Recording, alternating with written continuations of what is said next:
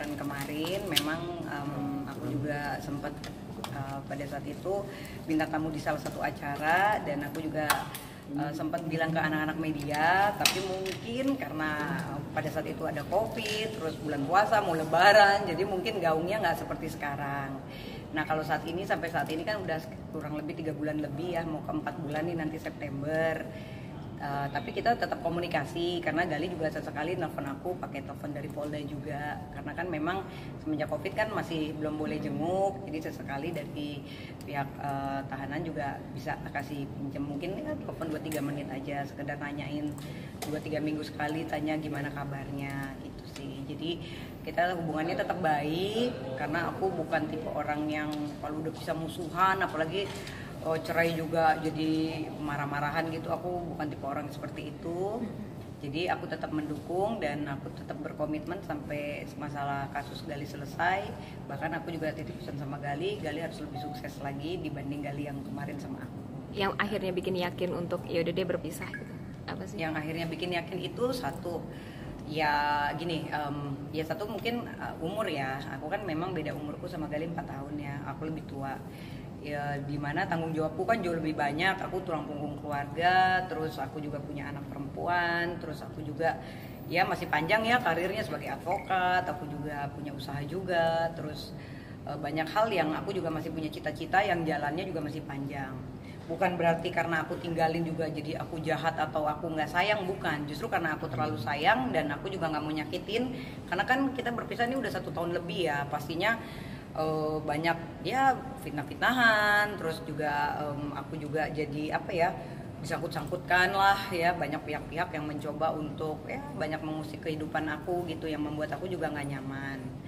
Jadi aku bilang sama Gali kalau jodoh juga nggak akan kemana kok gitu, tapi untuk saat ini mungkin kita berpisah yang lebih baik dulu, karena kan berpisah bukan akhir dari segalanya, tapi bagaimana tetap hubungan kita lebih baik. Kalaupun mungkin nanti ke depan kita jodoh lagi kan bisa menikah lagi seandainya, kalaupun tidak ya menjadi kakak adik pun jauh lebih baik, aku rasa begitu. Jadi nggak menutup kemungkinan akan balik lagi dan menikah ya, kenapa enggak ya, kenapa enggak, karena kan kalau kita sayang, kalau aku sih kalau udah sayang, karena kan kita bukan karena orang ketiga nih, hanya keadaan aja sih, hanya keadaan. Terus pada saat itu mungkin ada omongan Gali, mungkin teman-teman media juga tahu ya, yang aku dulu sempet nggak jenguk Gali 3 bulan ya, aku sempet ada omongan Gali yang membuat aku kecewa ya, mungkin salah satunya ya seolah-olah aku nggak perhatian, terus apa yang aku udah capek bantu dia, tapi mungkin ya biasa ya namanya psikis kan, mungkin tekanan ya, pressure-nya juga cukup tinggi, dan pada saat itu juga aku merasa ya udah deh aku coba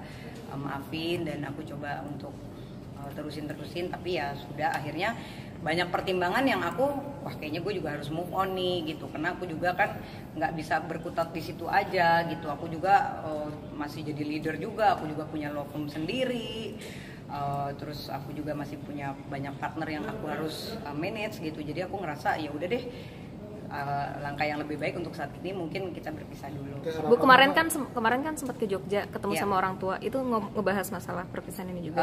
Kalau mamaku kan memang sudah tahu ya, kalau aku memang sudah berpisah dari awal, dari 3 bulan yang lalu juga udah tahu, karena aku kan tipe orang yang terbuka juga sama keluarga, terus sama mantan suami juga udah tahu gitu. Jadi ya kemarin ke Jogja dalam rangka mamaku ulang tahun. Biasa namanya orang tua kan udah lama nggak ketemu, karena kan Lebaran kemarin aku juga nggak pulang ke Jogja.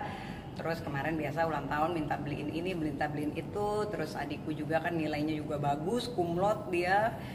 Aku juga senang karena aku kuliahin adik aku gitu kan. Dia juga jadi asisten dosen di kampusnya, nilainya A semua. Jadi ya biasalah ya, quality time dulu sama keluarga gitu. Terus ngeliat rumah juga yang di Malang.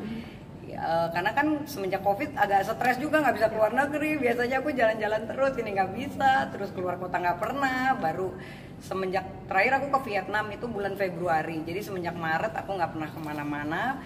Ya udahlah ya, akhirnya keluar negeri nggak bisa. Keluar kota pun baru kali kemarin itu. Jadi aku ngerasa wah 10 hari kemarin tuh indah banget, saking indahnya sampai berat badanku naik lagi.